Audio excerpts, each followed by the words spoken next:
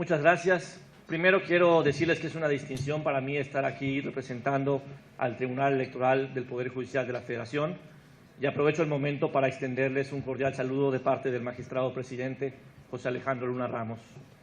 Agradezco la invitación que nos hicieran el Instituto de la Mujer Oaxaqueña, el Tribunal Estatal Electoral del Poder Judicial de Oaxaca y el Instituto Estatal Electoral y de Participación Ciudadana. Y a título personal, en verdad quiero agradecer doblemente a los organizadores porque me han dado la oportunidad de disfrutar de la riqueza cultural y culinaria de su estado. No puedo mentir, siempre va a hacer falta tiempo y estómago para terminar de disfrutar estas tierras. Y ahora sí comprendo completamente, como somos orgullosos los yucatecos, el orgullo oaxaqueño. Es maravillosa esta tierra.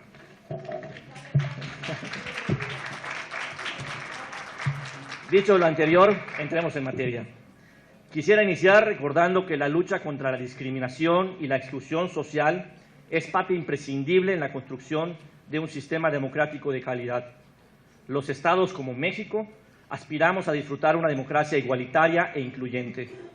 El principio de igualdad es uno de los cimientos de nuestro modelo democrático que nos exige la eliminación de distinciones inaceptables o de asimetrías perniciosas.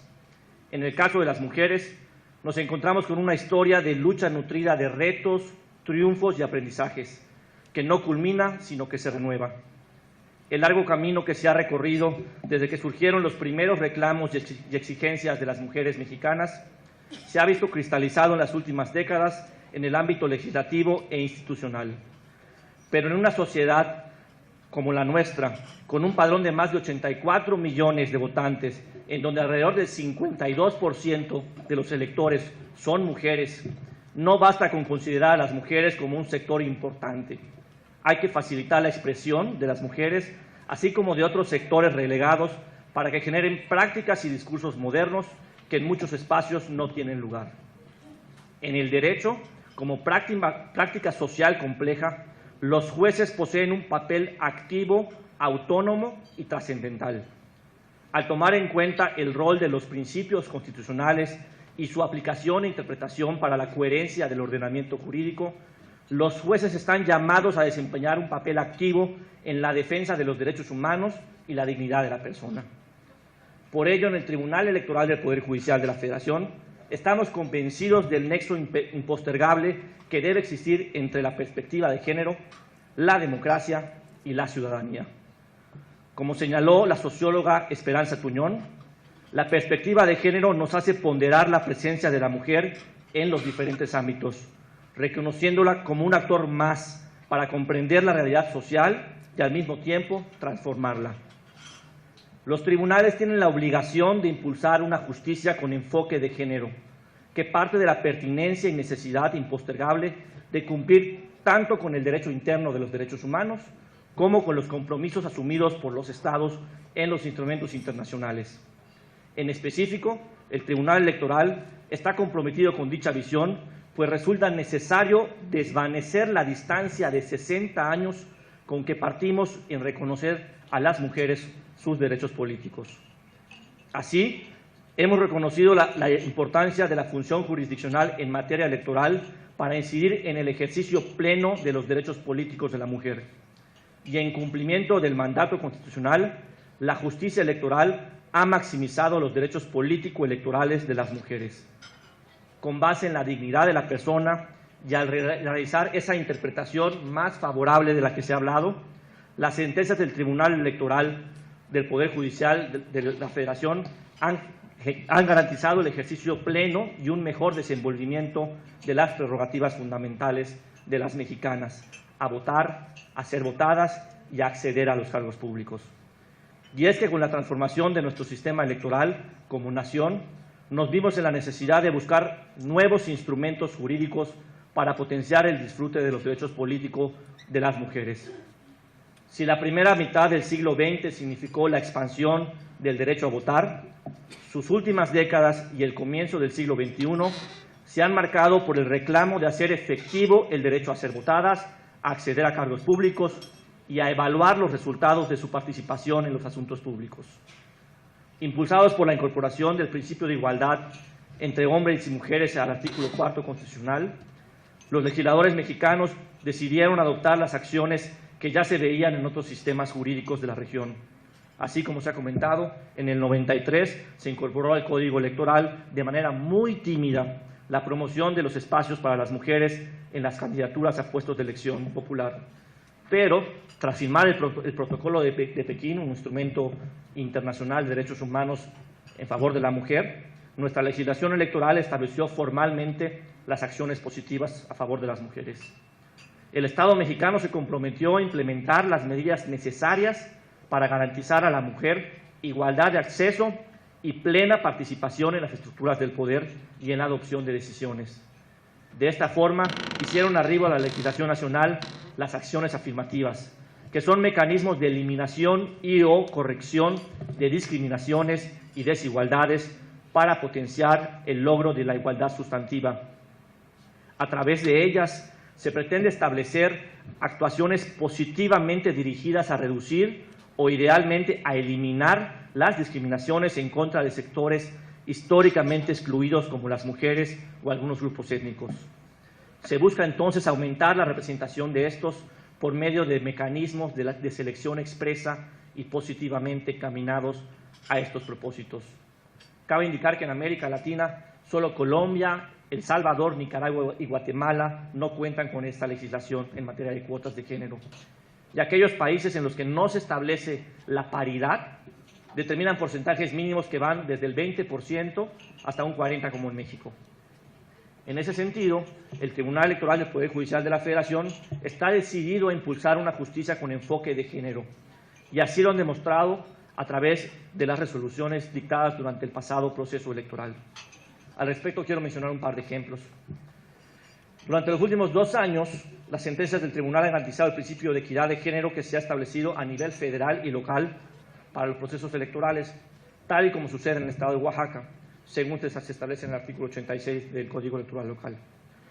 Así, por ejemplo, a través de varios juicios ciudadanos, se hizo valer el principio orientador de paridad de género que el IFE, el Consejo del IFE, había acordado en el acuerdo general en que estableció el procedimiento para integrar las propuestas de ciudadanos para ocupar los cargos de consejeros electorales de los 32 consejos locales durante las elecciones de 2011-2012 y las que van a ser en 2014-2015. Mujeres y hombres se acercaron al Tribunal Electoral a través del juicio de protección de los derechos del ciudadano y promovieron estos juicios, y el Tribunal Electoral obligó al IFE a que en la conformación de los consejos locales, de los 32 consejos locales, cumpliera con el principio orientador que el mismo IFE se había dictado para conformar a los órganos. De igual manera, en el estado de Sonora, en donde se establece que tanto el Tribunal Electoral como el Consejo Electoral se integran bajo el principio de alternancia de género, se obligó en 2 distintas ocasiones a que tanto el Tribunal como el Consejo Electoral cumpliera con ese principio de alternancia de los géneros. Finalmente, pues el juicio más famoso del pasado proceso electoral surgió como consecuencia, y esto quiero resaltarlo, de un litigio estratégico y de un grupo de diferentes mujeres de distintos partidos políticos que llevaron al tribunal su caso, ¿no? Y a través de esta resolución fue posible modificar la errónea interpretación que recurrentemente se hacía a la excepción de la cuota de género en las candidaturas federales al Congreso de la Unión. Gracias a la resolución popularmente conocida como de las antijuanitas, los partidos políticos cumplieron efectivamente con la cuota de género del 40% establecida en el Código Electoral y registraron fórmulas de candidatas y candidatos a diputados y senadoras por ambos principios, integradas con personas del mismo género, con lo cual, al obligar a que sea candidato, propietario y suplente del mismo género, no solo se garantiza la equidad en el derecho al acceso al cargo, sino también se refleja en el ejercicio al cargo, porque si el propietario se va, la suplente o el suplente es del mismo género, y entonces se garantiza no solo el acceso, sino el ejercicio del género en el cargo. Así, la cultura de la simulación producía una grave distorsión y restringía o hacía nugatorio el espíritu constitucional y legal a favor de la participación de las mujeres en detrimento del fortalecimiento de la democracia paritaria. Hoy, como resultado de la ejecución de las sentencias del Tribunal Electoral del Poder Judicial de la Federación y derivado de la decisión ciudadana en las urnas, tenemos el mayor número de mujeres legisladoras en el Congreso de la Unión. Ello se debe destacar puntualmente si tomamos en cuenta que, de acuerdo a los estudios de Naciones Unidas en el año 2010, el promedio de representación en los órganos legislativos de América Latina era del 22.4. México se encuentra 10 puntos porcentuales arriba de ese promedio y únicamente estamos por debajo de Argentina y Costa Rica en materia de diputadas y de Bolivia y Argentina en materia de senadoras. Con estos ejemplos se comprueba el impacto que las resoluciones con perspectiva de género del Tribunal Electoral del Poder Judicial de la Federación tiene en la integración de nuestras instituciones. Repito, como ciudadanas, como ciudadanos, todos tenemos el acceso, los derechos políticos a votar, a ser votadas y a acceder a cargos públicos. Y los principios que están en la Constitución no son valores y buenas intenciones, son vinculantes para todas las autoridades. Los principios que están establecidos en la Constitución son la esencia que el constituyente o el legislador le quiso poner a nuestro sistema. Es el modo, una guía para interpretar a las normas, una guía obligatoria. En este sentido, quisiera resaltar la estrategia que, además de su interpretación, realiza desde el Tribunal Electoral para garantizar a las mujeres un acceso pleno a la justicia como derecho fundamental que permite la protección de otros derechos fundamentales. En primer lugar, las y los magistrados electorales se han empeñado en adoptar esta perspectiva de género en su argumentación. En segundo término, las y los servidores públicos del Tribunal Electoral nos capacitamos y sensibilizamos a diario en la materia con enfoques progresistas basados en los principios constitucionales y convencionales. Se ha tratado de impartir cursos sobre el lenguaje de género, sobre redacción de sentencias de género, sobre asertividad para las mujeres y sobre nuevas masculinidades para los hombres, para tratar desde la cultura y desde la construcción social incorporar esta perspectiva de género. Además, en una clara muestra de colaboración entre poderes, estrechamos lazos con las distintas instituciones del ámbito federal y local para compartir nuestras experiencias e intercambiar las mejores prácticas. Como pueden ver, no siempre la legislación federal va en vanguardia. Muchas veces, como en Oaxaca, la legislación local es la vanguardista. Entonces, desde el Tribunal Electoral estamos abiertos y colaboramos con las otras instituciones, tanto tribunales como institutos de la mujer o institutos electorales, para escuchar las experiencias que tienen y traerlas al ámbito federal para luego extenderlas a todo el territorio. Rubro fundamental, además, es el trabajo que se realiza con los partidos políticos y la sociedad civil organizada para dar a conocer a la ciudadanía sus derechos y los medios jurídicos que tienen para hacerlos valer. Es importante que la ciudadanía, las mujeres indígenas, sepan cuáles son puntualmente sus derechos y cuáles son los medios jurídicos que tienen para protegerlos. No obstante, sabemos que queda brecha por andar en nuestro ámbito. La diversidad en la legislación, la cultura política y el desarrollo institucional no permite que el principio de equidad de género en las contiendas electorales se consolide de manera consistente a lo largo y ancho del territorio. Y por eso queremos coadyuvar a la construcción de una democracia sustantiva en la que la equidad de género y la participación política en condiciones igualitarias sean una constante realidad y actuemos en consecuencia, porque si somos iguales, somos mejores. Estimadas amigas y amigos, en 2011 dimos un cambio trascendental en nuestra concepción. México subrayó su razón de ser como Estado. Hemos distribuido el poder y hemos construido este aparatoso sistema de instituciones y órganos estatales únicamente con la finalidad de garantizar el ejercicio pleno de los derechos humanos. Nuestro eje es la persona y nuestra meta es el bienestar de la comunidad. Por eso, todos, repito, todos y cada uno de los servidores públicos tenemos que promover, garantizar, proteger y respetar los derechos humanos. Estamos a un par de días de celebrar el Día Internacional de la Mujer y si bien se han garantizado un entorno favorable para conseguir nuestra meta, para garantizar el ejercicio sustantivo de los derechos en condiciones de igualdad, es oportuno reflexionar como el día de hoy sobre los retos de nuestro sistema de justicia en la protección de sus derechos. Oaxaca tiene una legislación vanguardista y está a momentos, a meses de su prueba de fuego, las elecciones intermedias. Ojo con la simulación.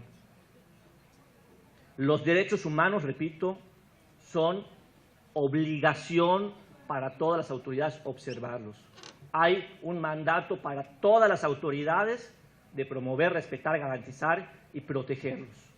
Por lo tanto, no hay que esperar a que llegue a la justicia constitucional para actuar al respecto.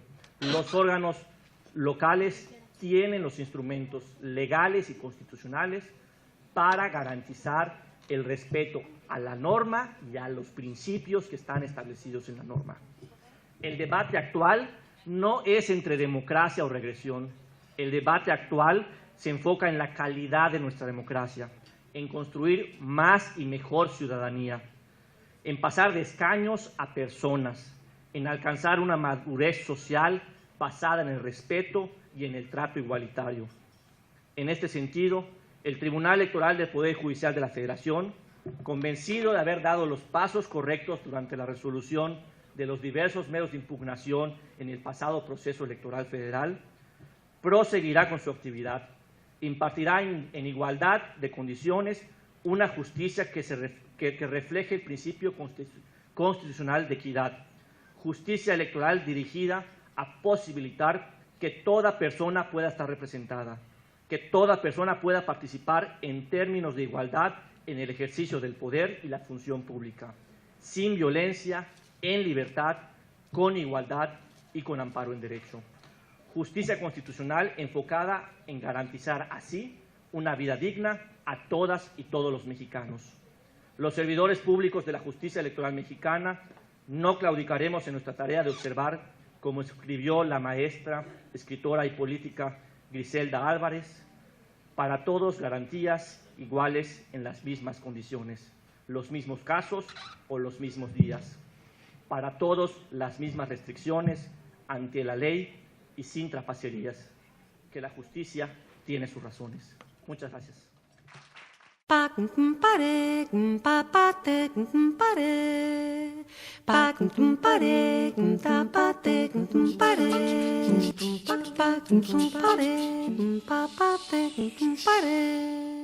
Cantando,